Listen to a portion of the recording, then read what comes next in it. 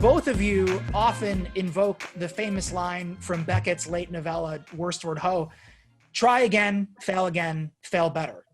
Slavoj, I was with you in Ljubljana last August of 2019. It was the celebration of the 100th anniversary of the university, and the title of the week-long event that you and the two others who comprise your Slovenian troika, our friends Mladen Dolar and Alenka Zupancic, held, that was titled "Fail Better," and then Dr. West, the most recent instance I've seen of you invoking this line was, I think it was the interview that you did with Anderson Cooper, right after the video of the murder of George Floyd and the Black Lives Matter protests. And more specifically, you invoked that line with regard to, as you put it, our witnessing of America as a failed social experiment, especially when it comes to the nation's Black citizens, right?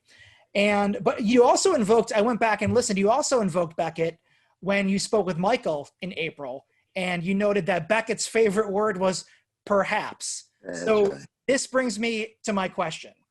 So even though Joe Biden defeated Trump, and we should all be thankful for that, as you've said, Brother West, that it's imperative we defeat the neo-fascist, or the catastrophe that is Trump, in order that we can then defeat the neoliberal disaster that is Joe Biden.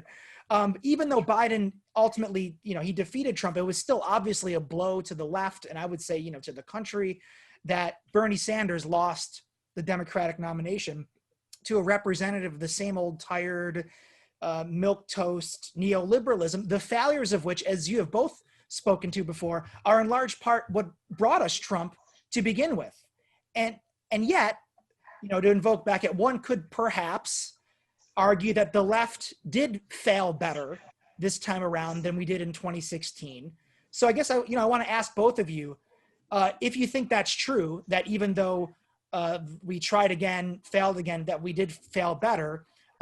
Why or why not that's the case? And then a follow-up: how might we fail better next time, or is failing better our only option? So I put it to that question to both of you. You want to jump in, Brother Zizek? Please go on. Okay. I tell you all, please go on, Brother Cornel, but warning, this is a joke. I will never say to the other guy, Brother Russell. No, he's not my brother. Okay, let's go. He's just a middleman between, serving us coffee and so on. Am I a neighbor? Am I a neighbor? Is that what I... The neighbor? Is that what I... You are not my neighbor. Okay, let's go.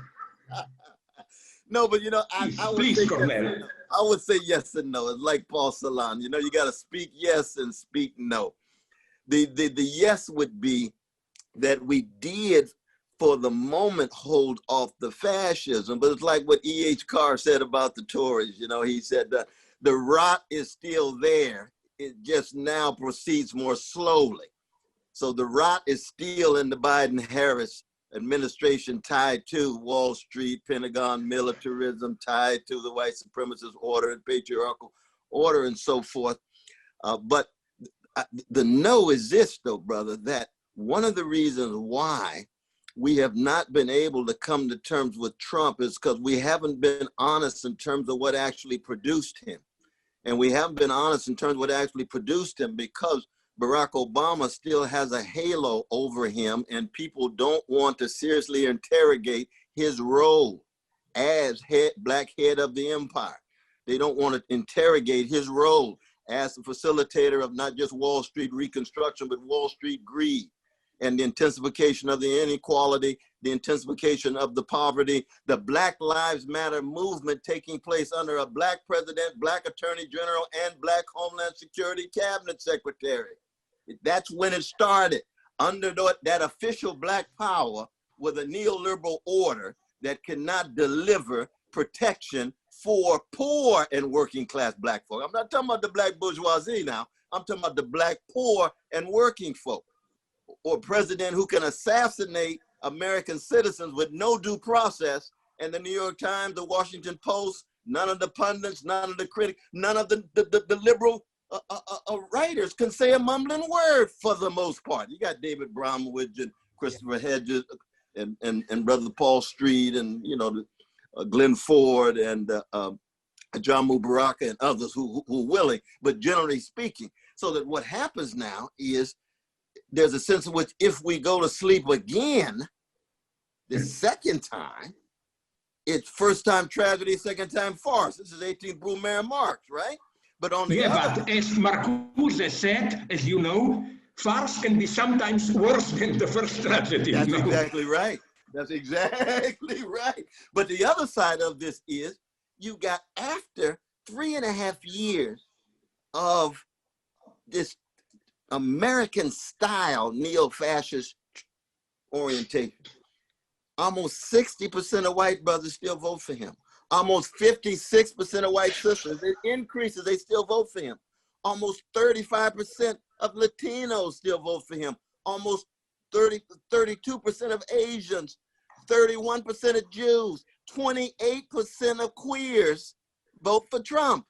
So that you can see the neo-fascist sensibility now has soaked in. So even with Trump off the stage in terms of the White House, we've got to deal with a whole culture that is generating these kinds of subjects and agents and try to speak to them. We don't need to trash them. We don't need to demonize them. We have to engage them and speak to them, because many of them actually are suffering, but they don't see an alternative to the neoliberal order other than the neo-fascist one. We've got to convince them the alternative to the neoliberal order is the leftist one.